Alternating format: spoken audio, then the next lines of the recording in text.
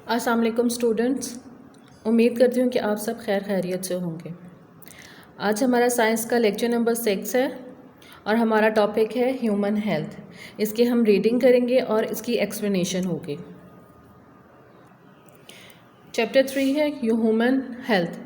इसमें हम पढ़ेंगे we are going to discuss why do we do exercise, what is the importance of pure water and what kind of food should we eat to stay healthy.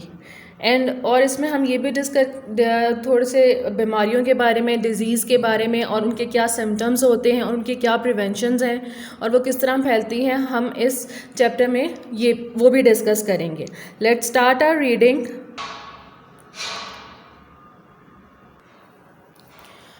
हमारा first topic है symptoms, transmission and prevention of communication diseases. कि हमें जो बीमारियां, जो diseases हमें लगती हैं उनके क्या सिम्टम्स होते हैं, उनकी क्या ट्रांसमिशन होती है, कि वो कैसे एक इंसान से दूसरे इंसान को लगते हैं और उनकी क्या प्रिवेंशंस हैं कि हम उनको किस तरह जो है रोक सकते हैं। Health is a great gift of almighty Allah. कि जो सेहत है वो अल्लाह ताला की तरफ से हमें बहुत बड़ा तोहफ़ा है, नेमत है वो हमारे लिए।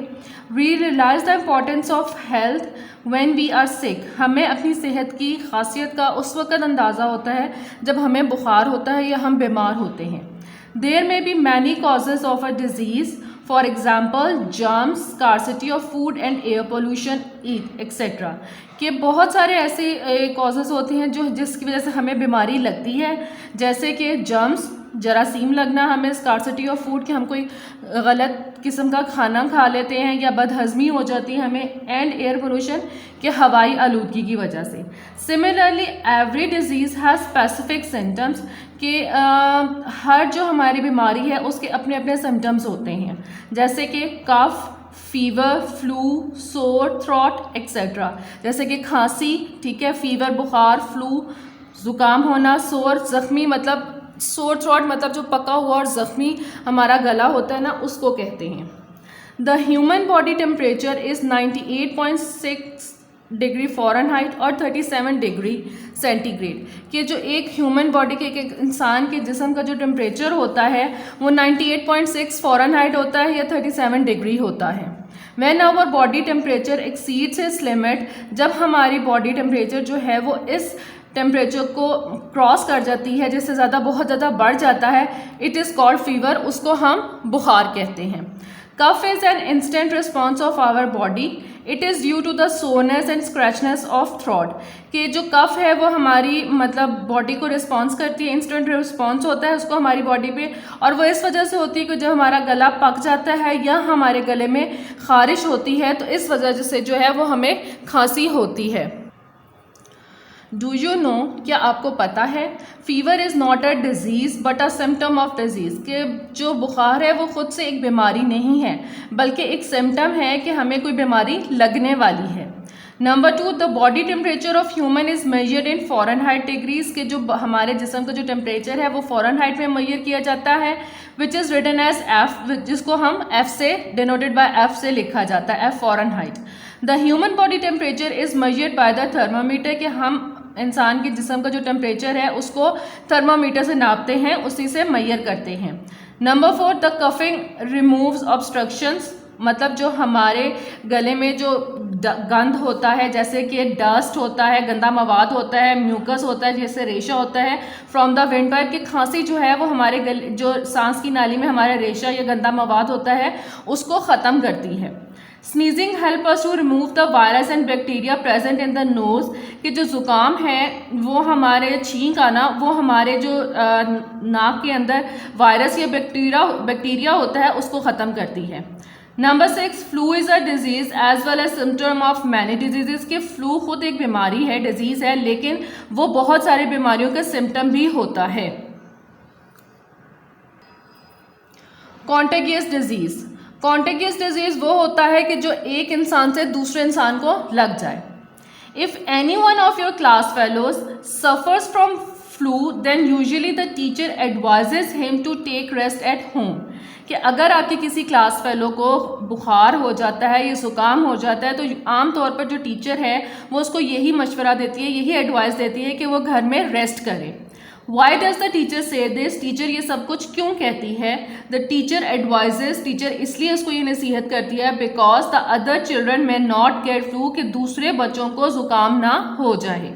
Flu is a disease which is transmitted from one person to another. Flu मतलब जुकाम एक ऐसी बीमारी है जो एक इंसान से दूसरे इंसान को लग जाती है। The disease which can be transmitted from one person to the other person is called contagious disease। कि वही बात में रिपीट हो रही है कि वो बीमारी जो एक इंसान से दूसरे इंसान को लग जाती है उसको हम contagious disease कहते हैं। For example flu, polio, TB, hepatitis and कोविड-19।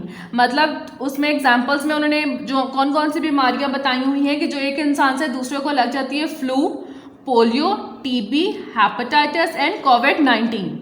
The flu patient complains about congested और रनी नोज एंड हेडेक। जो फ्लू पेशेंट होता है जिसको जुकाम हुआ होता है उसको यही कंप्लेन होती है कि उसका जो नाक है वो बंद हुआ हुआ है, या बहुत ज़्यादा रनी मतलब बहुत ज़्यादा जुकाम उसका बह रहा है, या उसको हेडेक या सर में दर्द हो रही होती है। नेक्स्ट है polio. Polio is caused by a particular germ called virus. Polio जो है एक खास किस्म के जो जरासीम है हमारे पास वायरस, उससे होता है। This virus remains present in the throat and intestine of a person. कि ये वायरस जो है ये हमेशा जो है हमारे गले में या इंटेस्टाइन में हमारे प्रेजेंट रहता है एक इंसान के। It paralysis the legs permanently, कि ये हमें हमारी जो टांगों को है ये हमेशा के लिए जो है वो माजूर कर देता है। There is no treatment of this disease, कि इसका कोई इलाज नहीं है। Polio virus is transmitted through food, water and air. और ये पोलियो वायरस जो दूसरे इंसान को लगता है वो किसके जरिए लगता है कि हम जिस बंदे को पोलियो पेशेंट को जिसको पोलियो हुआ था उसका खाना खा लें या हम उसका पानी पी लें, और हवास के जरिए जो है पोलियो जो है वो एक इंसान से दूसरे इंसान में ट्रांसमिटेड होता है। TB is caused by a particular germ called bacteria. जैसे कि पोलियो एक पर्टिकुलर जर्म की वजह से, वायरस की वजह से होता है, इसी तरह टीबी भी एक मखसूस जरासीम है जो है बैक्टीरिया, उसकी वजह से होता है। It usually affects lungs. ये आमतौर पर हमारे लंग्स मतलब हमारे फेफड़ों को अफेक्ट करता है। टीबी, फ्लू एंड कोविड-19 are transmitted from one person to another.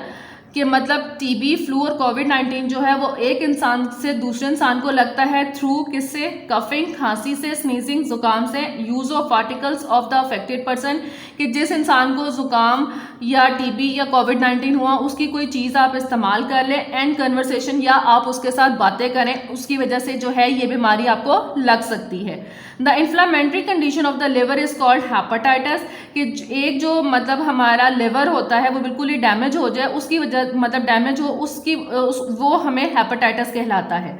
The germs of this disease are transmitted through polluted water. कि ये जरासीम हमारे जिस्म में किस तरीके से जाता है कि हम कोई गंदा पानी पी लें, खाना खा लें, या ब्लड के जरिए। कि अगर किसी इंसान को कोई ब्लड लगता है उसके ज़रिए भी अगर वो उसका टेस्ट ना हुआ हो और वो ऐसे ही आपको लग जाए तो उससे भी आपको हेपेटाइटिस जो है वो हो जाता है। एक इन्फॉर्मेशन है, the causes of covid is a virus which is called corona virus. कि कोविड-19 जो एक वायरस है उसको हम कोरोना वायरस कहते हैं। It affects the entire body. ये हमारे पूरे जिस्म को अफेक्ट करती है, मुतासिर करती है। इन 2019 एंड 20 के 2019 और 20 में this virus affected the entire world. कि इस वायरस ने पूरी दुनिया को मुतासिर किया है, पूरी दुनिया को अफेक्ट किया है। Due to which millions of people died, जिसकी वजह से करोड़ों लोग जो हैं वो मर चुके हैं।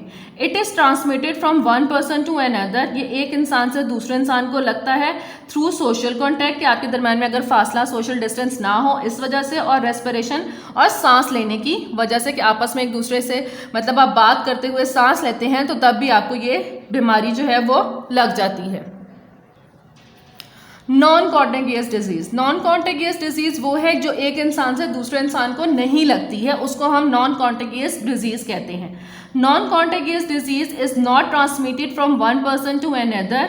For example diabetes and cancer. कि नॉन कॉन्टेगियस वो बीमारी है जो एक इंसान को दूसरे इंसान से नहीं लग सकती, और इसकी कौन कौन सी बीमारी इसमें इंक्लूड होती है? डायबिटीज यानी शुगर पेशेंट्स और cancer.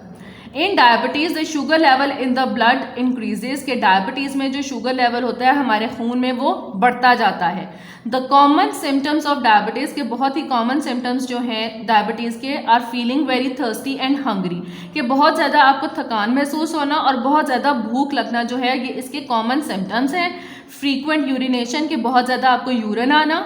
Extreme फैटिगी and weight loss, के बहुत ज़्यादा आपका जो वज़न है वो कम होना शुरू हो जाता है। It affects many organs of the body, ये हमारे जिस्म के बहुत सारे हिस्सों को मुतासिर करता है, such as heart, kidneys and eyes, जिसमें शामिल होता है दिल, गुर्दे और हमारी आँखें। Cancer can attack in any part of the body, कि कैंसर जो है वो हमारे जिस्म के किसी भी हिस्से पर अटैक कर सकता है, किसी भी हिस्से को मुतासिर कर सकता है। For example liver, stomach, intestine and blood, जैसे कि लिवर, स्टमक हमारा, इंटेस्टाइन हमारा और ब्लड, ठीक है। In cancer there is uncontrolled increase in the number of cells in the affected organ, cancer में जो है जो हमारा अफेक्टेड जो हिस्सा हमारा मुतासर होता है उसमें सेल्स जो हैं वो बढ़ते जाते हैं, बहुत ज़्यादा इंक्रीज हो जाते हैं और जो हम कंट्रोल नहीं कर सकते वो अनकंट्रोल्ड हो जाते हैं। It may remain confined to any particular organ और may spread in the whole body, की या तो ये हमारे जिस्म के एक ही हिस्से को मुतासर करता रहता है, उसी को ख़राब करता रहता है, या वो फैलता जाता है हमारी पूरी बॉडी में।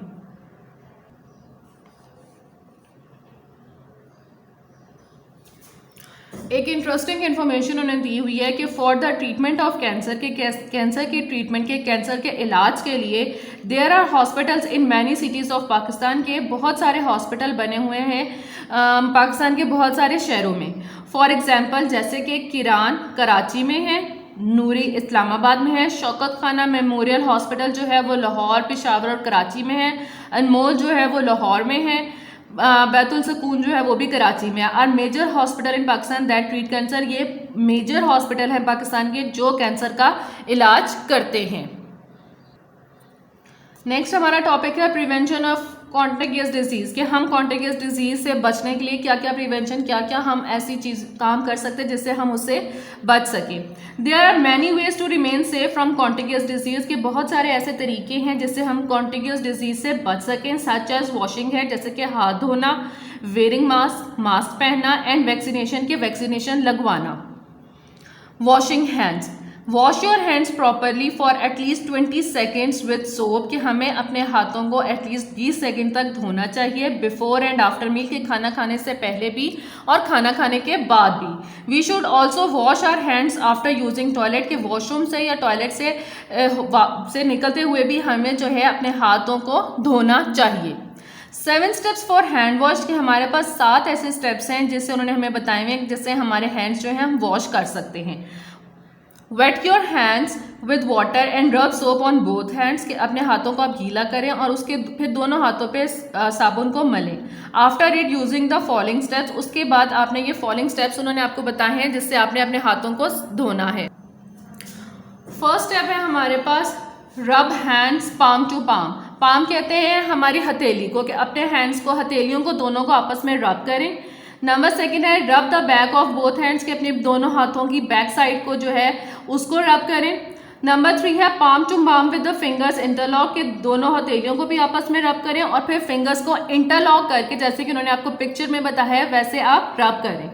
Back of fingers to opposing palm with interlock fingers, के मतलब आपने अपनी हाथों की जो आपकी हथेली, एक हाथ की अपोजिट हाथ की हथेली है उसमें अपने फिंगर्स को इंटरलॉक करना है दूसरे फिंगर्स के साथ और फिर उसको आपने रब करना है, वो आपको उन्होंने डायग्राम में ये बताया हुआ है। नंबर 5 है रब the thumb in a rotating manner, ये देखें जैसे वो इस पिक्चर में थंब को रोटेटिंग मैनर में रब कर रही है।